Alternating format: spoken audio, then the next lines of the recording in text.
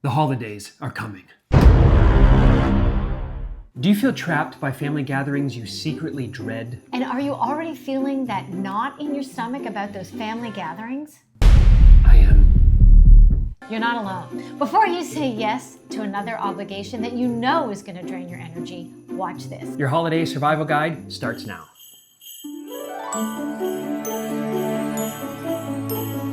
Hey baby, Hey. I got something special for us. Is it alcoholic? Well, if kombucha, it's fermented. Okay, here's to getting through the holidays. So the holidays, how do you feel about them?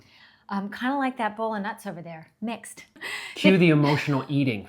Yeah, that we talk about all these survival guides to the holidays, when in fact it's called the holidays. Why do we need survival guides? Yeah. So today we want to help you with some practical tips to do before, during, and afterwards so that you keep your sanity, but also maintain the relationships.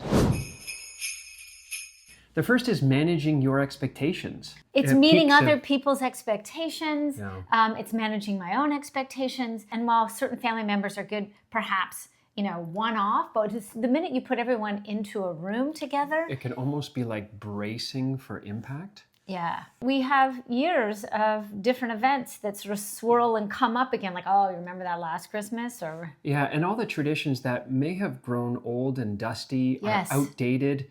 Maybe you've outgrown these traditions that you're like, I don't want to be doing these things anymore. But, other older generations want to continue doing the same thing because over and over again. it's the thing that they hang their hat on, whether there's actually joy in those events or not. But you may have to experience them because you're going to places that are not your house. Therefore, it's not your rules, not your gathering. And it might just be you're going to houses where they're just not open to influence either. The relationships haven't been curated that way. And so sometimes having to go to those old family systems that created our wounds in the first place can be quite triggering. While you may have situations or things you want to have happen, this is not your event and they may not actually come about. Even if it is your event that you're hosting, this is not about changing attitudes, changing beliefs, and not defending your way of how you do life. This is about an event, a gathering, not about whose way of doing life is right or wrong.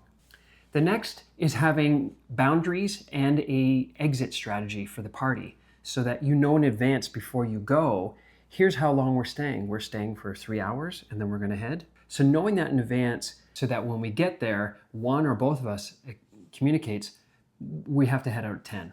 And another thing is preparing your responses. What are we not saying yes to? So New Year's Eve event, we already discussed in advance. Are we saying yes to this? That not one of us responds an email before we talk about it. So we're preparing. No, this year is going to be a quiet New Year's Eve, or we've already made plans. Thanks. Knowing that we have space, that the answer is, let me think about that. Thanks for the invitation. I'll get back to you.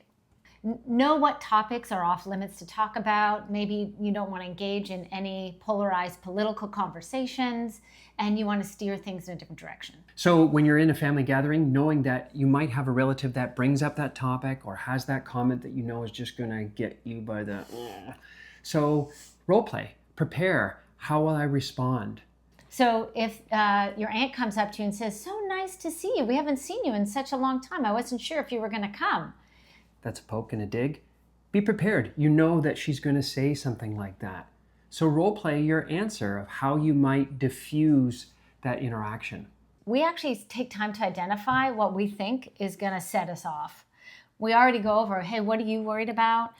What they'll say, what happens if they're asking about this topic. And so we kind of prepare together. Ahead of time.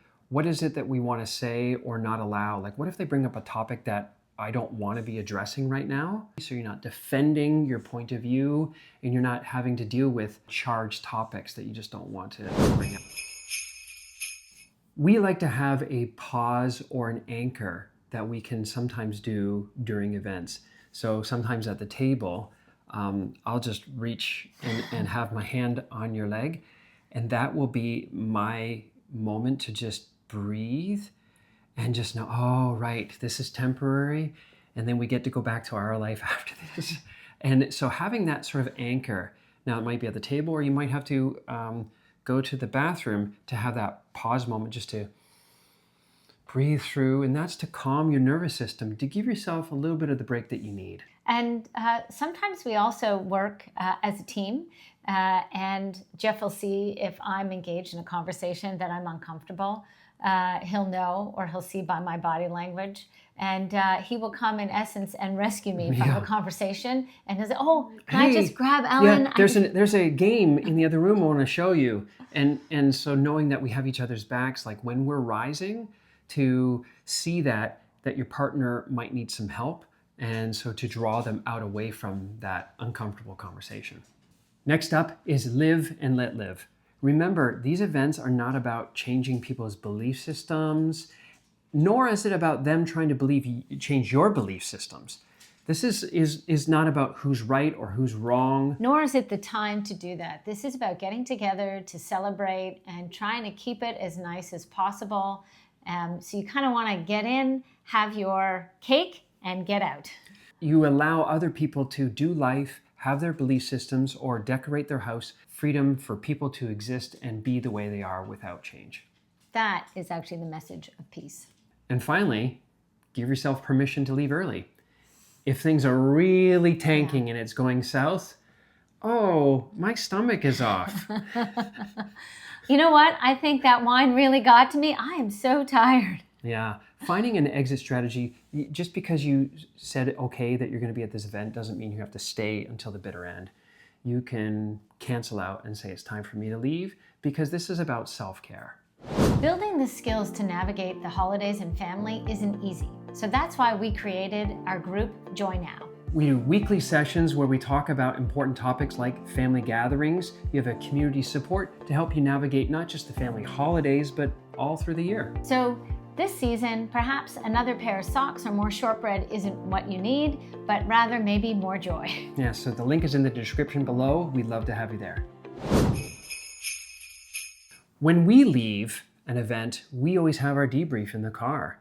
And this is the car. Our tradition? Our tradition is to get it out, to vent it out. We're just trying to get the energy out of our body. And we both know that. We know that the drive home after a family event sometimes is just processing time, trying to get that out. And so giving yourself that time to debrief, to get it out and get clear, what was the emotion that was really driving you? What really grated your cheese? I think it's also about, for us, becoming aware and self-aware of how we behaved. So it's not just what other people did. It's not a big vent judgment fest. Mm-hmm. It's actually more about understanding how other people impacted us, how we responded, how we wish we responded instead, so that we can upgrade or update our maps and show up differently in the future. And also, it's about giving yourself a break. You might not have behaved perfectly. It wasn't a 10 out of 10 for you, and that's okay. Maybe being more gentle in your judgment about how you show up or didn't show up in family events, and that post-processing time that we give each other is that empathy and compassion, understanding like, yeah, I was a little intense there, or you got quite snippety there, and just like, the expectations, we can't be perfect. We did the best we could. There's a reason we make videos like this over the holidays, because thousands of people feel the same way that you do. It's not easy negotiating all the family obligations and all the dynamics in a short period of time. Nope. So cut yourself some slack, know that you're doing your best, and make the goal this year to rewrite your script so that the holidays can be a little healthier and hopefully happier. Hey, if you like this video, then please consider subscribing to our channel and share this with anyone you think this could help. And also check out this next video for more.